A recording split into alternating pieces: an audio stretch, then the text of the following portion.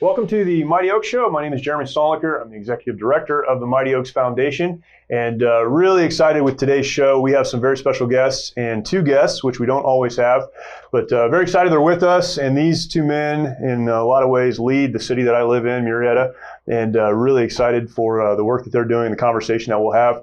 First, we have Chief Sean Haddon, who is the police chief of the city of Murrieta. You've been here. I've been here for 28 years now. 28 years. Yeah, so I've been the chief. You like Murrieta? I love Murrieta. I've been the chief since for about 5.5 years. That's awesome. I was one of the original officers when they started the police department in '92. That's incredible. Yeah, it's awesome. Great place.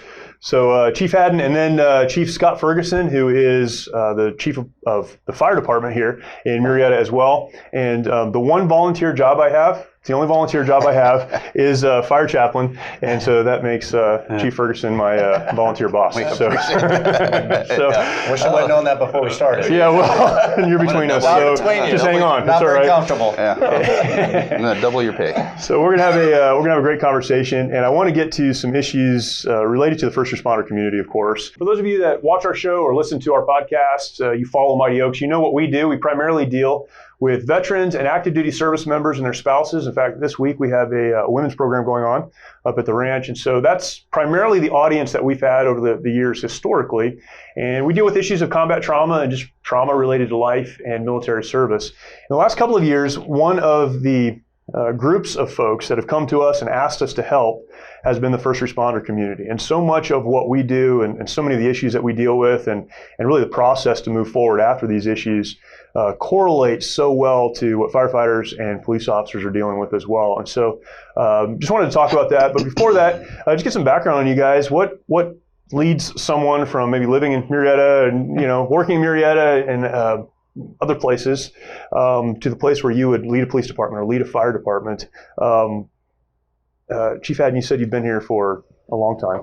Yeah. So how did you get into this area, and what was your journey to your current role? All right. So I grew up in the city of Paris, which is about 20 minutes north of us. And you tell people that too. Yeah. Exactly. So I grew up in San Jacinto. Oh yeah. And I try not to tell anyone that doesn't really know what that's about. Because I'm from Paris, I consider myself a parasite. Right. And it was a great town to grow up in. A lot of good people. Right. Small back when I grew up there. Right out of high school, I got a job at the police department working as a civilian position, community service officer. Yeah. And I only took the job because it paid more than I earned at Dan's Feed and Seed. Right, sure. Yeah. Trucks. Dan's Feed and Seed, yeah. Dan's Feed and Seed. And so I worked for them for a year, and they wanted to have me be a reserve officer because they wanted extra bodies at football games, small police departments, and many people. And so they went to the chief. I was 19 at the time. Wow. And the chief said, well, we're testing for regular police officers. We need bodies. Have him test, and if he passes, we'll hire him. So I had 7 days to decide if I wanted to be a cop or not. And my decision process was, seems like a lot of fun. A lot of camaraderie, like I was used to playing sports. Get to carry a gun? Yeah. Big badge? Yeah. I played football, baseball, basketball year round. So it was a lot of camaraderie, what I saw with the guys. And so I made a decision, and there's about 50 some of us that took the written and physical test, and there was only 2 of us that passed it. Those are kind of how the numbers are still today. Yeah, wow. And then he didn't pass the background, so I was sent through the academy, the only guy at 19. And no kidding. Graduated 4 days after my 20th birthday. Worked for Paris for 4 years, and then when Murrieta was opening up in '92, I applied and was selected one of their initial officers. I was the youngest officer, so right now, from the initial 25 that we hired officers, we're down to the last 2 officers and 1 dispatcher. Isn't that something? Yeah. Wow. And just got to see this community really grow to what it is today. That's crazy. You must have developed a love for law enforcement at some point. Every day is, I've never regretted 1 day of coming into work because it's not work, right? It's something I enjoy. Every day is different. Right. There's been days that have been tough, that you just kind of like, that was a tough day. But the next day you get up and you're like, today's a whole new day, and I can get going another adventure. So it's been great. That's awesome. But I worked my way up, different ranks, and got to do just about everything there is in the police department, SWAT teams and, traffic and road motors and all that stuff. Yeah. And then never really wanted to be a chief. It just, I was at the rank of captain. There was 2 of us at that captain rank when our chief decided he was going to retire. And so they looked internally. And at that point, and my chief had told me, there's no point in being a captain if you're not willing to sit in the big seat. Sure. So and it's true. So, but it's been Marietta's just a great community. Yeah. I lived there, I worked there. I was fortunate to be able to teach my daughters both in DARE school, 5th grade DARE, and so it's just a great community to be in. Yeah. And you know, because you live there. Yeah, I do.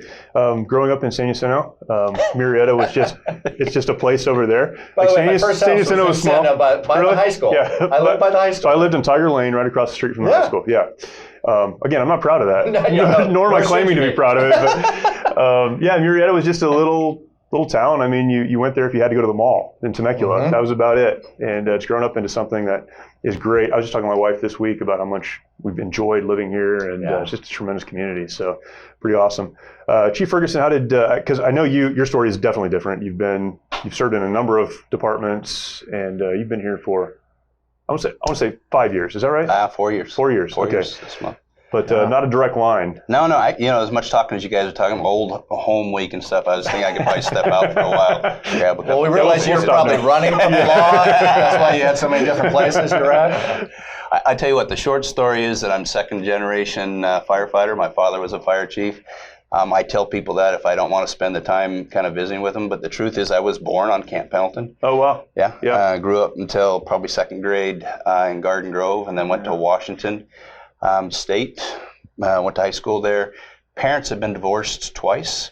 I was scheduled to go to the University of Washington, go into marketing. I like to draw, I like to write, I'm kind of out there at times, and I figured that, no comment. So I thought that would be a good profession, and that summer my mom and stepfather got a divorce, and I called my father up on the phone. I was working at McDonald's at the time, right? Just trying to fill the gap, trying to figure out what to do. Yep. Called him up and just kind of chatted with him, and he asked me if I ever thought about doing what he did for a living. And it was a little bit different. You said that you hadn't ever thought about being a fire chief or a police chief, because he had been a fire chief before I got off the phone. I knew I was going to be a fire chief. Right. That had been both a blessing and a curse. Sure. Right? Kind of gives you this path in which you want to go. The curse is that there's a lot of pressure in trying to do that way too early. Sure. So I started in Washington. I've been part of 6 career fire departments. Wow. Along the way, I thought I was chasing the fire department chief thing, but the truth is I like building things.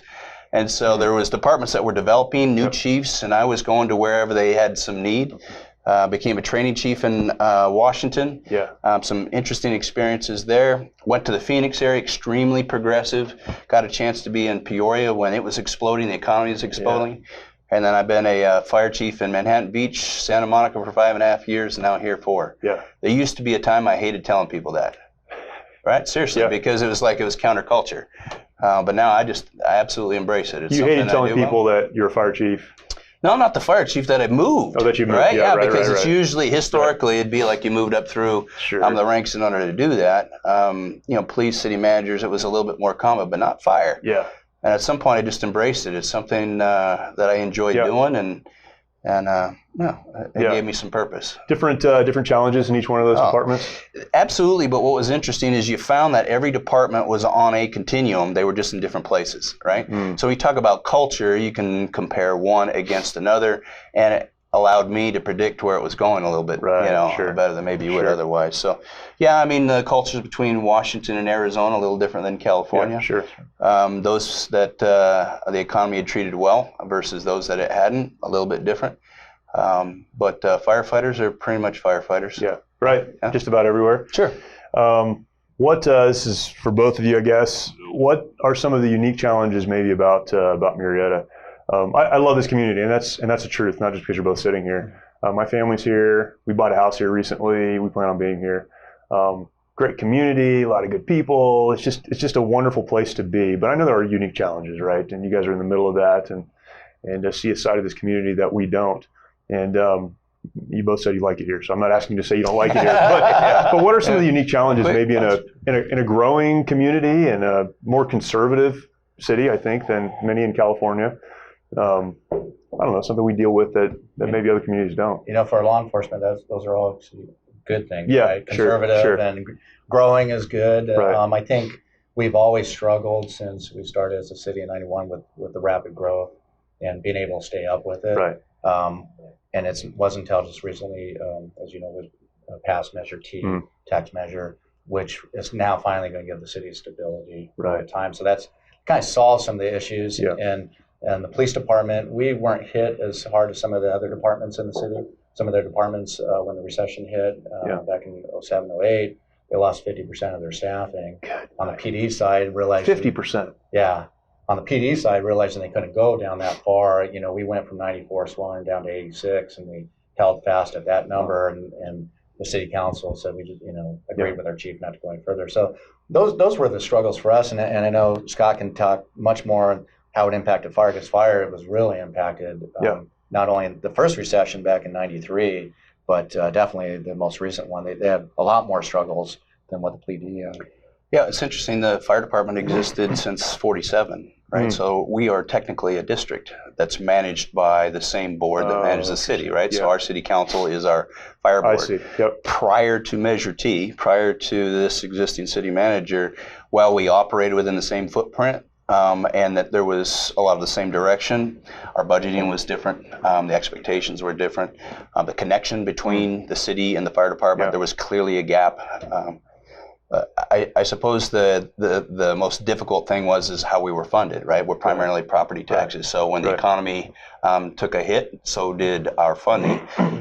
Prior to that, we had a pretty good savings account, economic contingency fund, but we'd been bleeding it down almost to the tune of $1 million to the point where it was almost gone. Morale gets hit. You see county agencies around us, they're CAL FIRE. Every single municipality around us is CAL FIRE except for us, right? You have to go to Hemet, you have to go to Corona, you have to go to Riverside in order to get other municipal agencies. So even the physical geography between us and them from a support system created a bit of an issue. I got to tell you, we were the whole community roots. This Sunday is our firefighter barbecue, right? That sense of community pulled them through. They rallied behind each other. Before I'd actually had my first day, I had a chance to meet with the labor union, right? It was a breakfast. I'm not actually collecting, a paycheck yet. I'm kind of strapped in, ready to go. And I was entirely impressed at their perspectives, right? They didn't necessarily have all the answers, but they were able to break what was necessary to move the fire department down into increments, just as we would a strategic plan. And so they were really embracing that change. Kim Summers, Ivan, the current council, has done a tremendous job in healing what I'd consider was a bit of that economic wound. I don't want to put it on any person, right? That's just tough times, right? But with all the good things happen, they've been a big part of making it, making us whole again. That's awesome. I was at an event that you both spoke at. What was that for? September 11th, right? Yeah. I mean, it wasn't a highlight of the event, but you guys were there and you did speak. I think it was September 11th event. And just so much in our community. I think a lot of it is because we come from the military. A lot of folks in the military live here, or veterans live here, maybe extended military family lives here. There seems to be a respect for law enforcement and for firefighters and for those who serve us, maybe that a lot of communities just don't enjoy. Right. I agree. I tell people all the time when I speak is we have something really special in Murrieta, and if you don't recognize that, then there's something wrong with you, because to see the support that's given to veterans and veterans families. In fact, we have veterans hosting a brunch for the mothers. My wife is actually speaking at that. It's events like that and taking care of the veterans that make us unique. It's the support we get in law enforcement. I have to tell people we're in this little cocoon down here in Southwest Riverside County. Not only us, but Temecula, I think, sees it too, where they just support law enforcement, they support the fire department, and part of it is too, we have so many military families, so many law enforcement, so many fire families that live in our towns, and they commute, They go down to Pendleton or go down to other areas to work. So it's definitely nice, a small town feel, and a pretty good sized city. And it is a good sized city. It's awesome. It was interesting when before coming here, I was in Santa Monica, and they couldn't afford to live there. So they were driving up to 2 hours away to be able to go home, right? That's where they go to church. That's where they have their ball games. All the things that mean family to them, they had to leave. Here, we have, I think the numbers in the 70s, percent of police and fire live in our community, right? Or contiguous. And so that pays huge dividends. So our community members know us by name, right? They're physically neighbors or somebody they talk to or ran across in church or something like that. So I think it makes a tremendous difference. And that's got to help with just the longevity of firefighters and police officers. They live here, they're invested here, and they're not looking for somewhere else to go. It's true, and it's interesting because when we recruit, we generally get those officers who have been driving for 5 years, commuting to San Diego County or LA County, and they get tired of the commute, and then they come here, and it's a change for them because here people are waving to them with all 5 fingers, right? They're actually generally happy to see them and want to talk with them, and it's amazing how many times you'll be in line at a restaurant or sitting down eating your food and the bill's already taken care of, and you don't even know who paid for it, and it happens weekly almost. To at least people that I'm with, not to mention my whole department, or they'll be in line at Chick-fil-A or something. With as much negativity as you hear on the news related to the first responder community, one of the funniest things that I think, it's one of the things I really enjoy. Like if I'm having a bad day or a rough week, right? I'll sit down, I get on Facebook, and I'll go to the Murrieta Facebook page, the police Facebook page. The social media for the Murrieta Police Department has got to be the best social media in probably the country. I appreciate that. And I don't know who's putting it together. I have no idea. But they take some really heavy issues and make them very palatable and a lot of fun. When I stumbled on it, I made all of my kids and everyone I know subscribe because that's good. I tell people to, and so anyone that's listening or watching, whether you're from this community or not, you need to go check it out. It is good entertainment. It is the Murrieta Police Department Facebook. They do Instagram too, but the Facebook, it's a weekly roundup. It's the one that gets the most chatter about, and people ask me all the time. The person who actually does it doesn't want to be identified. Sure, of course. I wouldn't either. Does an outstanding job. We have a whole team of social media for Twitter, for Facebook. And it's and for our area that lacks news outlets. It really is the best way for us to get the message out and it not to be changed or filtered, right? And so, but I'm glad you enjoy it. Yeah, no, it's a lot of fun. And I think both departments do a good job. When we've had the fires here and a lot of other, kind of local incidents, social media has been used really well to communicate with folks. They work well together. So we've got a good city, we've got good departments, and I think generally good working relationships. But we're in a space where there are some very real personal challenges and some statistics. I'll read, anyone could find these, but there's a study done, I think it was done in 2018, and it gives 2017 statistics by the Rudderman Foundation, which seems to be pretty well known. So here's a couple of thoughts. Police officers and firefighters are more likely to die by suicide than in the line of duty, which is a crazy statistic, right? So here are the numbers. 243 suicides last year, and 222 line of duty deaths, which is it's incredible. Then we talked about this earlier before we came on, 40% underreporting of those statistics, right? So just like in the veteran community or in the military community, there's no requirement to report why a person died. So if a police officer, firefighter takes their life, sometimes it's reported as suicide, sometimes it's not. So the numbers there, and you guys could both speak to this, are probably much higher than that. 18,000 law enforcement agencies in the U.S., only 3 to 5% of those have suicide prevention programs. And again, that's not throwing rocks at anyone, it's just a reality, right? First responders are 20% more likely to commit suicide than their civilian counterparts. And so that's suicide. Again, we deal in the veteran community with suicide a lot. That's the one metric everyone points to. But it's bigger than just suicide, right? It's depression. It's substance abuse, relationships, and multiple divorces and those kind of things, I would imagine, are very common. And so these are very real issues. I have some specific questions, but before I do that, what are your thoughts on this? What are some of the causes for it? How do we deal with it? And we can talk about that, but your perspective on this is, again, you guys have been in this a long time. Things have changed a little bit, I would imagine, too. You're saying we're pretty old. No, I wouldn't say that at all. I might think it, but I would not say it. So thank you. Go ahead. I was going to say, if you'll allow me to tell the story I was telling you about before. So I'm a fairly new captain in Vancouver, Washington, and the department had just merged with another agency. A lot of energy, a lot of healthy dialogue back and forth, new equipment, a very strong leader. And at some point, as odd as this sounds, we had a serial killer that came through town, and his name was Wesley Allen Dodd. He ended up taking the lives of 6 kids. Wow. Along the way, a couple of the firefighters were among those that were searching the woods and were among those that found the child. And shortly after that, within just weeks of each other, both of them had taken their own lives. Wow. Now, I couldn't tell you that was specifically the issue or if it was accumulation of issues. But that and some cancer fatalities within the department, just change in general with the merger and stuff, it started to turn the department inside out. We sent some people, as opposed to just providing them as a resource. It was like a remanding at the time, right? It was like part of the disciplinary process. Right. We remanded some people to EAP because of some of the things they'd gone through. EAP is what? Employee Assistance Program. There you go, yeah. The challenge at the time, and again, this is over 20 years ago, right? The challenge, it was almost like an off-the-shelf, right? So it's designed to be able to help people that have personal issues, family issues, marital issues, things like that. And so we sent them to them, and of the 6 visits that were allowed, right, they took 2 or 3 of those 6 visits just trying to share with them what we do for a living, right? What the impact of a schedule would be, or the type of calls that we would have.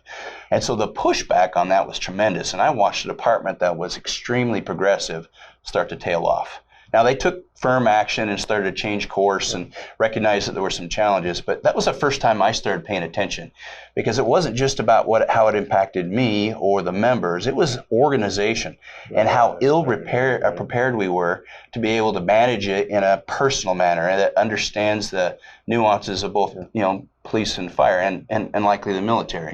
That has gone on somewhat of a journey, but there's a few things that haven't changed at all, right? The stigma attached to it, and the fact that almost all the resources we provide now are reactive, right? Some trauma hits or critical incident stress, debriefing is provided, but there's not nearly the kind of emphasis put on the front end of it. The resiliency aspect. Yeah, the resiliency. Right. And understanding the value and appreciating the value that each person has, because typically it's us that gets us in trouble, right? Our kitchen table, right? That's kind of the metaphor for how we intermix, right? How we operate on the fire scene.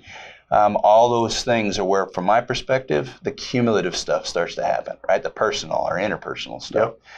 And so that's the biggest gap from my perspective, but there are some things certainly that we're doing to address them, but they're not nearly enough. Right. Yeah. Yeah, we definitely, they see horrible stuff, almost daily. They're coming on horrible crash scenes or scenes involving kids being molested or victimized. And so, I always said too, the department, it's one of my jobs as the leader to try to keep the stress away from them. So what we can do to relieve the stress coming from within the department, because we know they're going to get stress on the job, those calls are going, and they're going to have stress at home, what's going on in their home life and those type of things. So they come play their own personal vices that they've developed over their career, whether it be drinking problems or gambling or whatnot, all come into play. And a lot of times it's just unknown, to the department and even to closest friends, because they keep it so well guarded.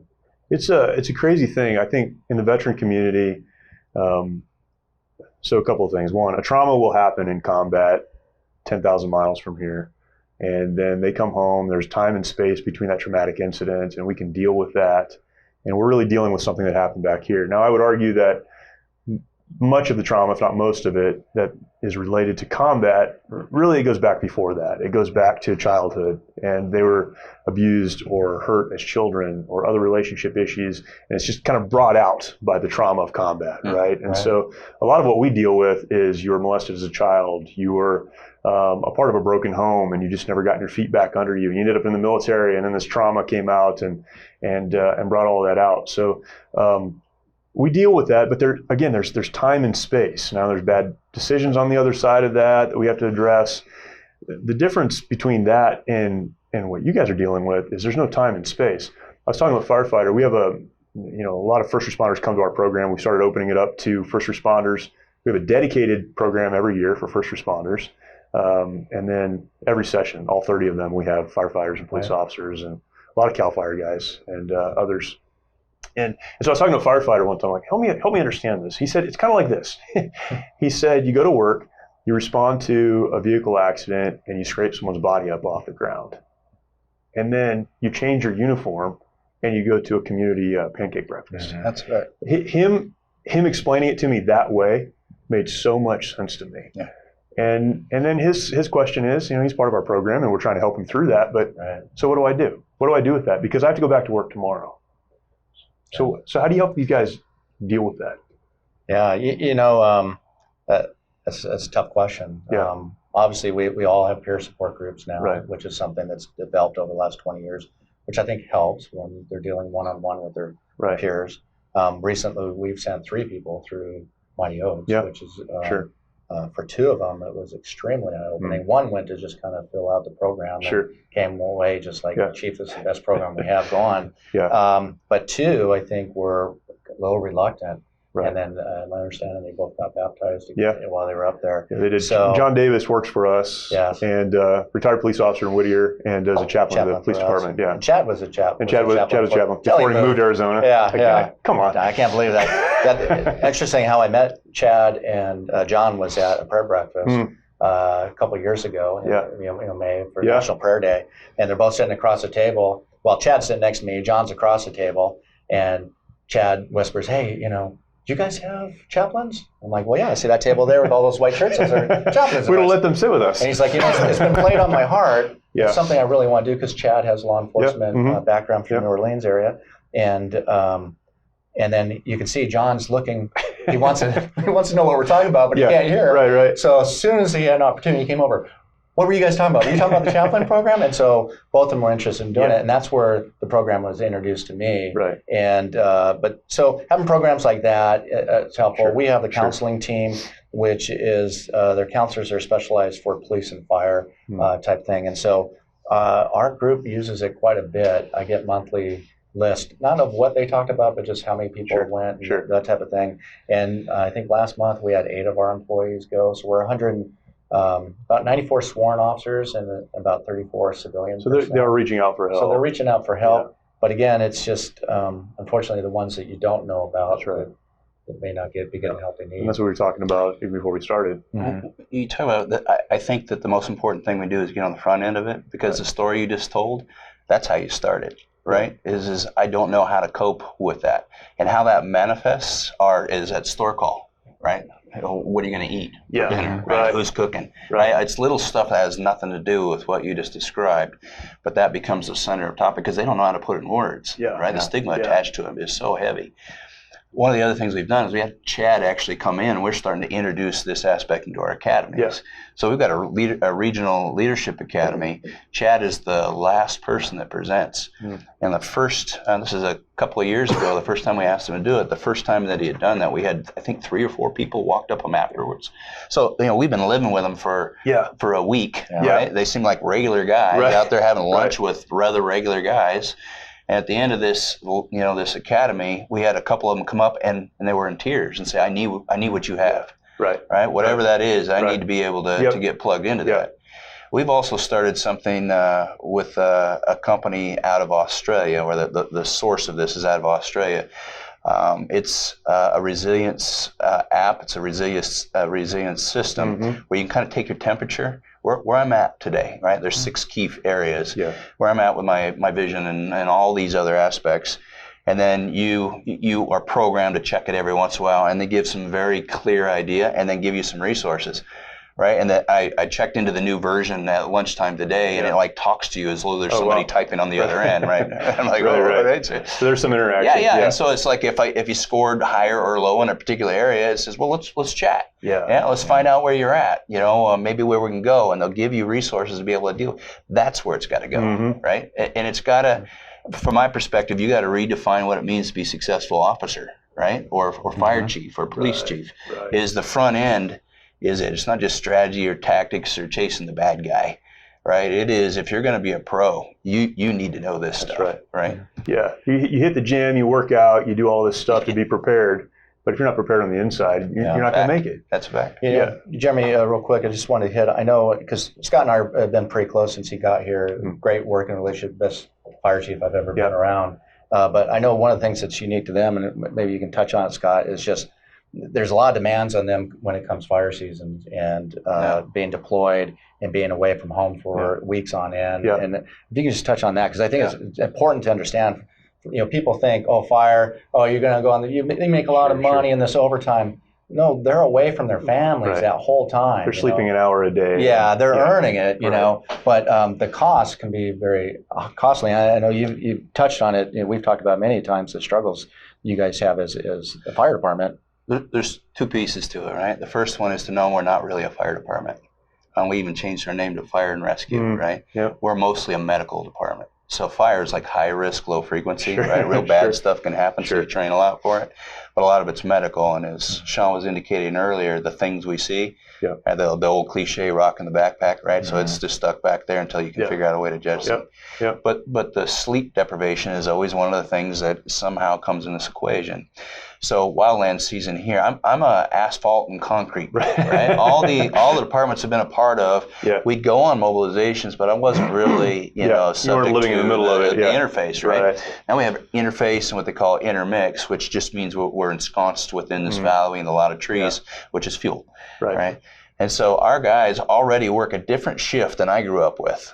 We work 48-96, right? So we have 48 straight hours, and they're not programmed hours. Right? So you can get up any number of times during the day with all these particular things and figure out how to process it, similar to what the firefighter told you. And then we may end up asking you to get force hired on a mobilization that could last up to 2 weeks. You're going to go on this thing. They're going to, You're at this station, pick up your stuff. Force hired. Right? Force hired, right? So you're not just talking about 48 hours, and maybe we have to force hire because we use our own people to fill our vacancies. We don't have extra people. It's not cost efficient, right? So if you're off, right? Or if you just work 48 and it turns out that you have a vacancy, you might be next up. You might work 3-4 days in a row. And in the summertime, it's 3-4 days in a row. Bang, you're going on a wildland mobilization, hop on the rig, you're gone in 30 minutes. Right? And then you're out there with, a very large contingent from all over the country fighting these fires you've seen in the news. Right? So it's not just what you see because you ask them, they love it, right? Oh, sure. But it's time away. Right? So now you go back home. And that person, you missed the birthday party, right? Graduations. All the things that were important, these milestone events, and you're gone, right? And while you may have had fun out there and maybe you were fatigued, you come back home and they're experiencing something. You don't have a way to validate your feelings or theirs, right? So you don't. And you're exhausted coming back from something. You want to take some time off and your family needs from you. And I'm telling you, it manifests in ways that don't have those labels. Right? The things they complain about aren't what really are the source of those problems, right? Like I said, it could be just about anything with a coworker that you're spending that much quality time with. So getting on the front end of that and the resiliency piece and talking about what that is, that really is the answer because you're going to miss the guy who's serious about taking his life or his marriage is falling apart or whatever. He's probably not the guy that's talking about it to his friends, right? Right. And so you talk about how to deal with that before those feelings and those issues come up, which is a challenge. I know in the military, one of the challenges is the stigma that goes along with asking for help. So that goes both ways. And I'd be very interested to hear you both talk about this because it goes both ways. I was asked not too long ago, what can we as a command do? Because even the military is waking up to push harder, try more. You're a Marine, you're whatever, you just do it. That's just not working anymore, right? And so we have commands coming to us saying we need help and we don't care what you do, but we need help. But there's a stigma on both sides. I think there's a stigma for us, a service member, maybe it's a police officer, the firefighter, that, this is a tough guy job and they don't want to get help because of how it will look or how it will reflect on them. So that's one side, right? But then from a leadership standpoint, and again, this is the question I was asked is, as a leader, how can I talk about resiliency? And how can I talk about spiritual fitness or emotional fitness? And how can I pull them in and have these conversations without giving the appearance that I'm weak and that I, as a leader, am soft? And sometimes you just have to tell a guy, no, you need to get up and go. Right. And that's true, right? There are times where you just have to try harder and dig deeper. But it's a both. So how do you remove the stigma for your troops? And then how do you as a leader communicate, I'm not doing this because I'm soft. I'm doing this because I care about you. I care about the health of our organization, and I want to get us to where we really need to be. Yeah. And so maybe I think it's probably a little bit easier in a smaller PD, my size, as opposed to like a large organization like PD, and certainly as a organization like the military, right? I have that daily contact with them when I come through. Hey, how's the family doing? I have that opportunity to know, because out of 94 sworn officers, I can pretty much know about all their families, know what their kids are doing, and that type of thing. And so it's kind of, at least we have that relationship that we're building up. And then part of it's making it the culture of the department that these are kind of standard things we do, guys. And so if you get in shooting, we just know we're going to bring in the counseling team. This is whether you want it or not. We just make it. And when I first became a chief, that was one of the mistakes I made. I think I made is we didn't have that in place, and so we had a shooting. We had 2 officers involved in the shooting, and it was a clean shoot and everything. Yeah. And so the officers, we left it up to them whether they wanted to talk or see someone from the counseling team or not.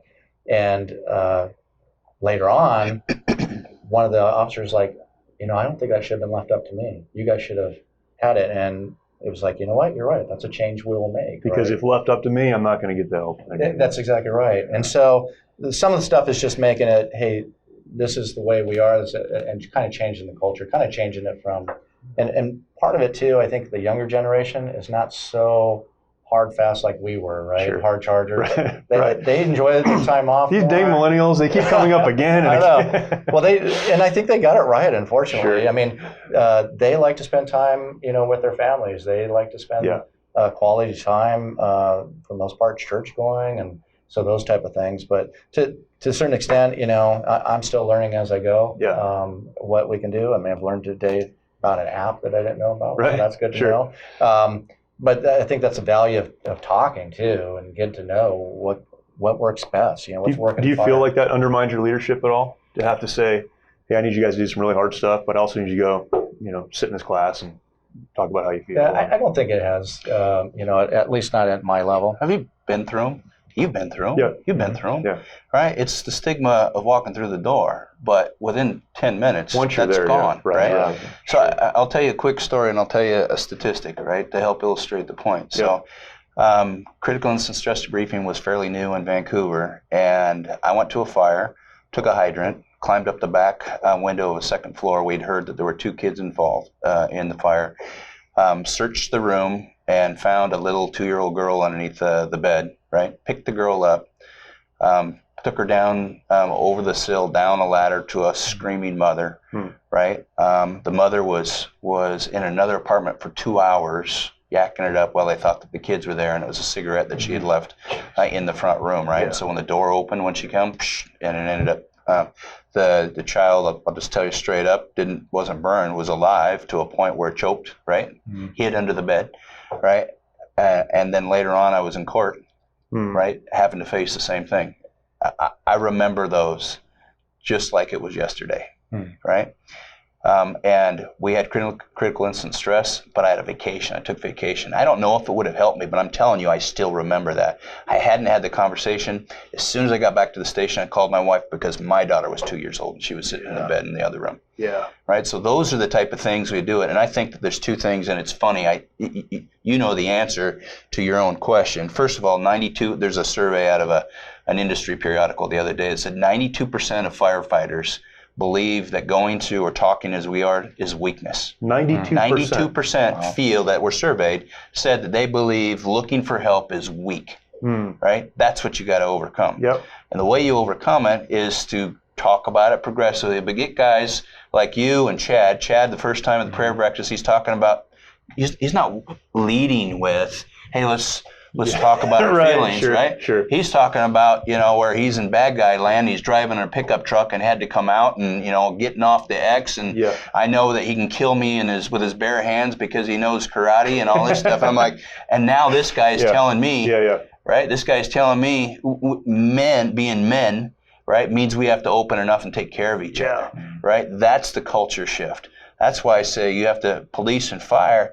You have to redefine what it means to be a pro, right? And you got to say that I don't care how tough you are or where you are, you come from or what generation, is that you've got to take ownership in that capacity. And it just starts with guys that could kill you. Yeah. That's I think one of the biggest changes in this generation, right? They like to be home and all those things, but they value authenticity in a way that, my generation certainly didn't. Right. I mean, coming up in the Marine Corps for me was, I had this conversation. I mean, I was in school, I went to officer candidate school, I went to my follow-on school, which is a 6-month school on how to be an officer, before I went to infantry officer course, so it's 6 months long.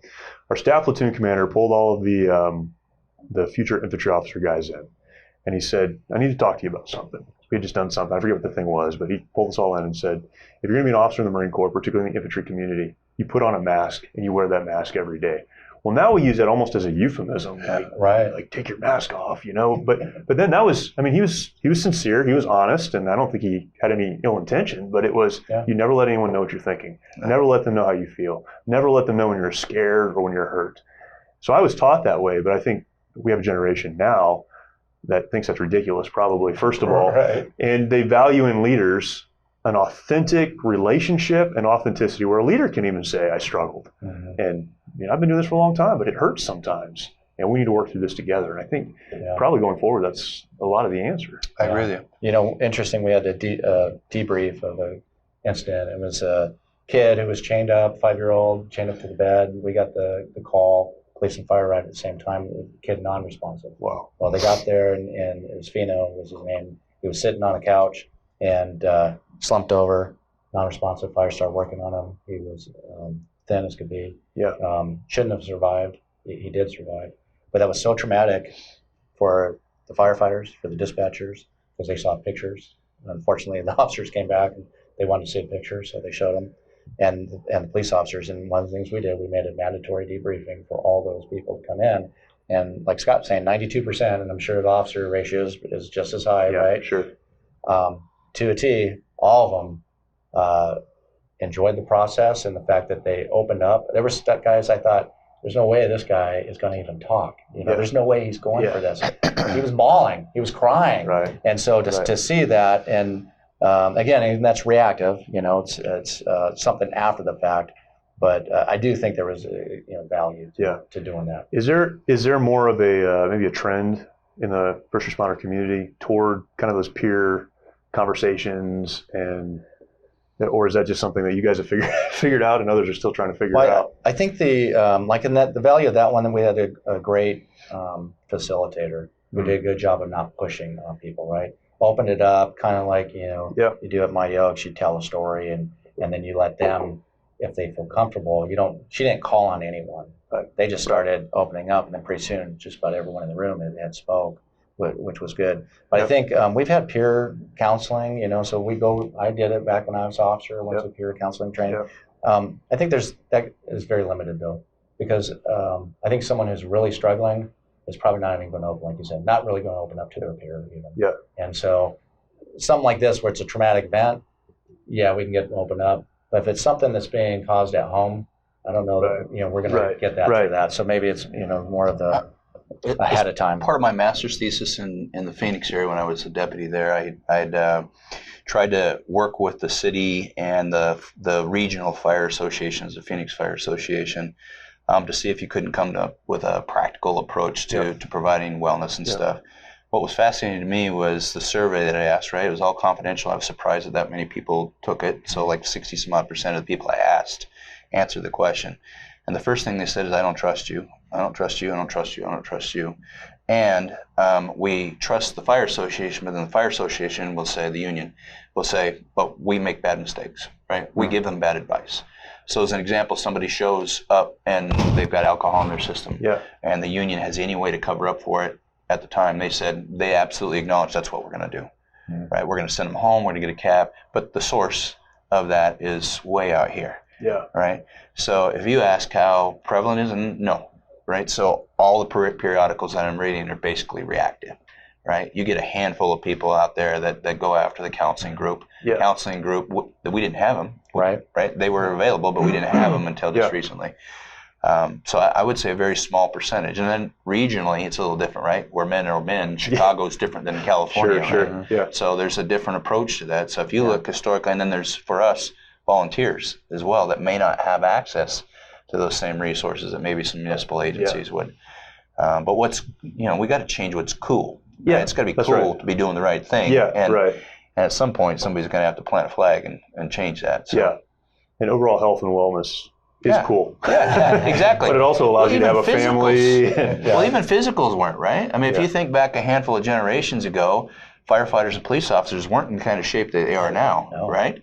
And they were ridiculed at some point, but then it became, especially California, Arizona, right? More so than Washington, it was a standard. You had to stay in shape, and it was part of your day to be able to stay in shape.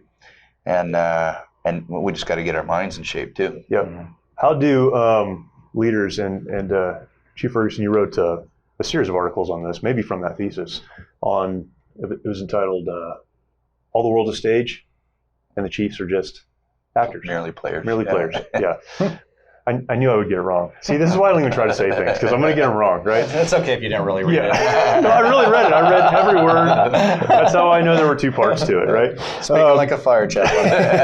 Yeah, amen. Really holding the whole thing together, right. really. The glue that holds this whole thing together. What was I going to say? Oh, so really that two-part series, which was very well written, and I enjoyed every word of it. You talk primarily to chiefs and to the leaders in these agencies, right, and self-care there and that kind of thing. So there are problems at this level, but then leaders have to deal with those, and maybe they're not chiefs, maybe they're at different levels of leadership. But what have you learned about leading in this environment and caring for yourself? Leaders are really, really bad at taking care of themselves, and many leaders that I've come in contact with have just learned how to be functionally dysfunctional. They're really good at being broken and not letting anyone know, and just they've got all these things built in that they cope. How do leaders take care of themselves in this environment? Yeah, so it is different, right? When you're an officer, you worry about yourself and your teammates. When you're a sergeant, you worry about your squad. Yeah. When you're a lieutenant, your squads, right? Yeah. When you're a captain, half the department, and then when you're the chief, it's everyone, right? And there is very few people, unless I'm fortunate to have a pretty close captain I grew up through the ranks with that I can rely on. But there's very few people, and you don't want to let, say just kind of keeping that mask on, right? So you don't want to let down. There's a lot of pressure that goes on the job of being a chief, and I imagine as a fire chief too. Yeah. Political pressure, when we had the immigration buses coming here in 2014, I'd been a chief for 8 months, and I had both sides of the argument blaming me. Like, hey, why aren't you... stopping those buses and arresting the Border Patrol agents, and we had the other side, well, why are you allowing them in? It's like, really, you wouldn't do any of that. We're just here to keep the peace. But, and I remember having to do a press conference, the city managers, hey, can you do a press conference tonight? They're all here. We want you to be the speaking point. So again, 8 months into the job, and we had LA television and San Diego television all converged, and so there was probably about 20 cameras and reporters. And of course, I had to do this, and so there was a lot of pressure, right? But what's kind of been what I look for is obviously I have a good home life, and I share the stuff with my wife. You share the stuff with your wife? I do, and because I found that that's been helpful throughout my career. The other thing that's been extremely helpful, so we have 4 chaplains for the police department, and so once a month we meet and we have a prayer meeting. And it's just to talk about each other, what's going on in the last month, talk about the department, the city, what's going on, and then we pray for the next, 15, 20 minutes. But they particularly are there for me. And that is so uplifting, because just, they all have the wisdom to continue to Have you communicated that to them? I mean, they understand that. That's one of the things we pray for is fortunate to having their service to the department, but also for me. And when we've had some traumatic incidents at the department, they'll come in, at least one or will show up at the station and just come up and be like, how are you doing? And, oh, I'm doing good. No. How are you doing, Chief? And then so we have that time to talk. So to me, that's kind of my relief. There's a little bit of peer-to-peer, commiserate, when we talk to other chiefs. Hey, this is what I have going on. Did you guys something like that? And that's worked out well too. But probably for me, the biggest relief has been dealing with the chaplains, having them there for me, and then my wife. Yeah, it's awesome. I'll throw some data and I'll answer your question, right? So the reason why I've done the article is nobody really talks about senior chiefs, at least in the fire department, right? And I've known a lot through a number of organizations and education and things like that. And I knew that someone who kind of lived through some very tough times. And we were close enough. It's one of the answers that I would give is we got some very close people that we call up and we kind of make a deal, right? I may call you up and I may not make any sense. Just hang with it for a while, right? I just need it. It doesn't. I don't need anything else. And I literally, it was a bargain. There's a few of them that I do that. I said, and it feels good because they call me and do sometimes the same thing. So I wrote this article because, and I used the leverage, you were talking about the mask, right? I used the leverage of all the comedians and actors and stuff that you think things are good because everything you see on TV is wonderful. They get plenty of money, they get, their socialites, whatever. And yet, if either they've taken their own lives or there's some story behind the scenes, drugs, alcohol, whatever it is, that has said there's a vacuum that needs to be filled, right? And so the idea is they're clearly wearing a mask, right? So even as fire chiefs and police chiefs and city managers, you get up on the stage and you say and do what is prescribed, right? And if you step outside that, you're going to be told. But what's prescribed from one person might be a little bit different than the other. So there's, before I give you the data, I'll tell you this, not every fire chief or police chief fits every situation. Right? So I believe, and I think you were talking about presidents, I think presidents bear that out. I think some leaders are perfect for an organization that is in some crisis mode, building, call it what you want, right? It doesn't mean that they take command and, charge. It means that they are able to play chess instead of checkers, right? They understand how all the pieces move. Other ones are nurturers, right? Which is what you need. And sometimes you don't want somebody trying to stir things up and constantly changing things. You need to be a nurturer. Well, if you get those flipped, that creates chaos. So the data that I got in my survey when I sent it out to chiefs, the first thing that was interesting is I sent it out to 81 people, and I got 81 responses within a week and a half. Wow. Right? This is people that, whatever, but this is an issue. Right? Roughly half, I'm generalizing, but roughly half said, if I knew then what I know now, I would have never taken the job. Right? Yes. These are people that have been chiefs. Almost all of them had been chief officers, right? They said, I wouldn't do it. And the other half said, yeah, I'd do it, but I sure wish I knew then what I know now. And part of it is we don't do a very good job outside of just formal education of mentoring people in order to prepare for that. So here's the outcome. I said, so how does that manifest? Right? And I got only 32% acknowledged of these 81s that they had been depressed. However, I took all the symptoms, right, signs and symptoms, and I laid them out there and said, all right, answer these. 64% said they have difficulty sleeping. 60% excessive fatigue. 55% diminished interest and pleasure in usual activities. 42% moody. 40% forgetful. 24% excessive guilt, weight loss, and 6% had said that they'd consider taking their own life. Right? Now this is relatively random, mostly on the west side, some senior people from an association I belong with. So here's people that had never been probably asked before, right? And under this blanket of confidentiality that said, I'll tell you the truth. Right? And what's interesting, I had people that wrote me back afterwards and said, I've been trying to find words to say it, but I didn't know how, and I've experienced a lot of this stuff. So that's when I say is every bit is important for a senior officer, especially a chief, because the politics you talked about are much different as soon as you're the number one person, even from the number two on down. There's got to be some mechanism to be able to provide them, because now not only they're the ones stressed, but they somehow have to communicate that to the people that are following them, right? That this is important enough without appearing weak. Yeah, that's right. So how do you deal with it? I don't always deal with it as well as I'd like, but we're talking about it today. It's one of the reasons why I'm here. Right? I've written, it was cathartic to be able to write some things down, ask, and I've got 35 years career in the service, and so what are they going to do to me? That's kind of the mentality I've taken. Is right. I've had bad days. I've had bad, couple of weeks on occasion because things set in and you just get tired. Of all the problems I have now as a 35-year veteran, I just get tired. I get tired, and it's never about the job. I love the job. I love the profession. It's sometimes about the people, right? And so even though I'm aware of it, and I try to study it, and I've been dealing with it for a while, I acknowledge. Now, you talked about your wife. I did my wife a discredit, right? For a long time, I just wouldn't bother with the heavy details. I would just kind of chat about it. A few weeks ago, I was kind of hanging my head about some stuff, and I opened up to her, and she has been the absolute right person, absolute blessing. She said everything perfect. She didn't try to solve the problem.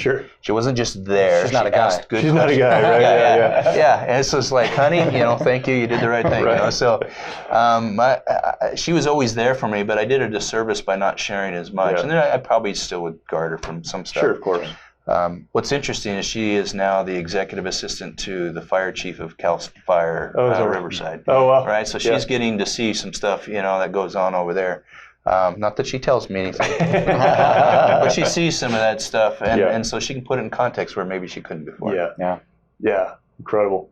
How important is the support of the city staff to you being able to do the job of not only your jobs, but supporting your people and helping them get the help they need, and that I would imagine you can't operate in a vacuum, but has it been helpful? Yeah, we're fortunate. So the other department heads, so in the city structure, you have a city manager, assistant city manager, and you have department heads. And so Scott and I have always had the view, we're just one department head of that group, right? We're no more important or not. I mean, obviously public safety is important, and it's one of the most important things city government has to do. But when it comes to resources and stuff, it's not the only thing going on. Yeah, we all play well together, and that's been helpful, because if you don't have that, and we didn't always have that in our city, it does have a huge impact, and it will cause more stress on you as department head. That does trickle down to the troops, right? Troops are happy when they know, hey, there's opportunities available for them. That the main thing you can do as a leader is to show that you care about your employees, right? And they'll work their butts off for you, even if money's not there, all the other things. But the second thing that's important is that there's opportunities. They see there's things that they will have opportunity to do. Well, when you don't have that, it struggles. So we're fortunate. I think Scott's department, again, because of the money issues and how they were only getting funding at the time from property taxes, not from a general fund, which is all the city money, it made it very difficult on them. I would agree. I think the trust was the issue, right? So philosophically, they all wanted to do the right thing. They wanted to budget as a family, but they hadn't been provided for a while.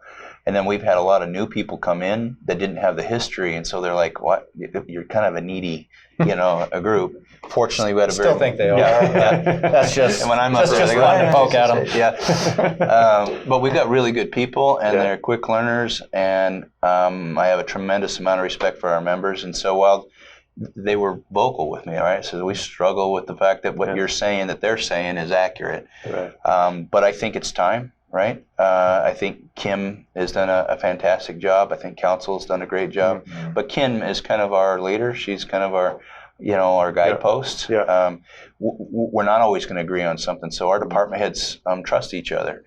And there's times where I've kind of shook my head and go, right? But I know that that's like a family. At some point tomorrow, we're going to be better because I trust you and I know that you want the same thing we do. And so I've been in organizations that it hasn't been that way. Right. And by the way, it's usually police and fire's fault. Right. The truth is, we usually build very tall walls around us. We walk around like we're cock-eared and whatever. People wave all 5 fingers to the fire department. Right? So you start to believe your own press. Maybe we are that good. You know?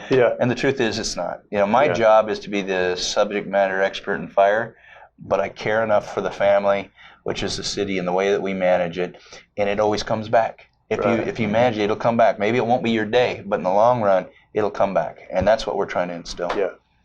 So you do a lot of painting. I do. You're an artist, and a good artist. A lot of your art, you take popular figures, but then you kind of firefighter them up a little bit, and you put a helmet on them or something else. What motivates your art? So my mom is, as an artist, obviously long before I was born, she used to paint. She still does. She goes to art class twice a week. I started painting again because of this topic, right? So the mask you're talking about was in part because I felt like I had to say and do the right thing all the time. I started to pick up what's a bad habit for most, but was my one, from my perspective, outside buying a lot of shoes. You buy a lot of shoes, huh? I did not know this. That's good. That's another whole show right there. I started smoking cigars, right? I'd go to a golf tournament, and a friend of mine who owns a cigar shop, and I'd go every Friday. Right at the end of the week, I'd go every Friday, and I found that the people that were in the cigar bar didn't care that I was a fire chief. There's some that could barely afford a cigar. Right. There's other people who could afford all the cigars that you're smoking there. At one point, a guy named Greg, he knew that I paint a little bit. He says, you ought to. Arnold Schwarzenegger owned the building, right? And he says you ought to paint, these figures, these celebrities, and put fire helmets on them. Yeah. I'm like, right. So I started doing it. Arnold Schwarzenegger has his, right? John Wayne's family has one version of his, right? Yeah. Now Arnold, he owes me, right? Because I did it. He was only supposed to autograph it, and I just never saw it again. Yeah. You liked it that much. He kept it. And I was like, all right. Yeah. But that's why I did it, and so it gives me a chance to escape, right? Yeah. It's like working out. I do that to escape. Yeah. But then I ride motorcycles, I ride Harleys and stuff. Yeah. So yeah. Just having an outlet, something you can do that's not connected to your job. Turn it off. Yeah. Got to turn it off. So here's the last question, and you can each answer this if you would, please. You have one of your guys, one of your gals sitting across the table from you, and they've lost hope for whatever the reason. Maybe it's job related, maybe it's family related. Those two are often connected. What do you tell them? What's the one thing you tell them to get them back on the road and moving toward a place of hope and purpose and direction again? Yeah, I just try to let them know that we're there for them, and because it's hard to give them an answer, right? You can't say, hey, this is the right answer for you, or the Mighty Oaks will be the right answer for you, or the counseling team is the right answer for you, or your pastor, or our chaplain. But just let them know that we're going to get through it. We're going to work out too. I actually had that happen with an employee. I was a captain at the time, and actually came and said that to me. And it all kind of awkward position, kind of like when a guy cries on you the first time, you don't know what to do. Right. Well, this was one of those times, and it was kind of like, whatever it is, we're here for you. And we're going to get you through this. We don't have the answers, but we're going to get there together. Well, it's more importantly, I didn't have the answers, right? But we're going to get you through it. So, that's at least what I did in that scenario. It paid off well. Yeah. I do think, Mighty Oaks has been good for us, not only for the three guys that we've sent through so far through it, but in talking with one of our guys who went through it, we've already referred through it 3 other military people through it. Right. So these are people who we've been out on calls. You can tell they're struggling with the family life and issues, and then we referred them, and they've gone through the program. So having different things available, resources. There's not one answer to all, right? That's right. Yeah, that's right. The easy answer, but hard to take, I suppose, is there's resources out there, right? But I think as much as anything, people need to know that they're not alone. Yeah. Right? And that, as Sean had indicated, you don't have to have the answer. In fact, most cases, you don't want to tell them, I understand, or I get it, or I've been there, right? Because you really don't. Right. But to know that you're there and that you care enough to guide them through it, and sometimes it's just an arm around them, and another time it might be a phone call. Preserve their confidentiality, allow them to remain their, their dignity and stuff like that. And then, like I said, the rest of it's long term, right? There's other people out there that feel the way that you do, and they're cool and they're tough, and right, and you can be too. Yeah. But I think the easiest answer if somebody walks up on you like that is just say, I care. And it's an honor that you took the time to come and tell me about it, right? Yeah, that's great. Well, thanks for talking about this with us. We're trying to figure a lot of this out. This is a new area for us, but it's amazing how much the veteran experience and the first responder experience connects. I'll tell you a quick story and then we'll be done. So we have had our program now for 8 years, but at this time it was probably 4 years. And a friend of our organization reached out and said, I've got a guy who needs to come to your program. He's in a bad place. But he was never in the military. He was a first responder. In fact, he was part of the national response team. He went to 9/11. He was in Oklahoma City. He's experienced some things, but he wasn't in the military. Would you guys accept him? And we said, sure, of course. If he's in that place, we'll take him. And he was real resistant. His friend kind of made him come. I remember him coming to the program. I was there. He came up to me and said, this has nothing to do with me. This has nothing to do with me. And I don't know what I'm going to get out of it, but my buddy told me to come, and so I'm going to see it through, but just know, I don't think any of this applies to me. And 2 days later, he came back to me. He's like, all of this applies to me. Yeah. I realized for the first time, maybe I wasn't in that kind of war, but I've been in a war, and I'm dealing with the exact same things. I found a brotherhood here that matters and that I can connect to. And on September 11th, the craziest thing, on September 11th, he got baptized at the program. Wow. And he said this, and he would say this if he was sitting here. He said, that was a moment for me where I could finally get past what happened, at the time, was it 15 years ago or whatever it was. And man, the crossover between our two communities is so strong. And I'm really privileged to be able to be a part of what you guys are doing and continue to support you. And thank you for what you guys are doing. So thank you. And thank you for having this conversation. We'll continue to have it, and look forward to talking again, hopefully sometime. And for those of you that are watching, thank you for watching. I hope this will be a help and encouragement to you, and I believe that it will. If nothing else, you know someone that needs to watch the conversation that we just had or listen to the conversation that we just had. Forward it to them, get it out to them, and let us know how we can continue to help. If you're listening to the podcast version, a lot of folks are now, go to our YouTube page. You can find that on YouTube. Search Mighty Oaks Show, and you'll find us. And if you haven't yet, subscribe. And if you have subscribed, but you haven't hit that little bell there to notify you, go ahead and do that. And then you'll know when new podcasts or new shows come online. And we'd love to stay connected every Friday morning at 10 o'clock. And look forward to talking to you next time. Thank you for watching.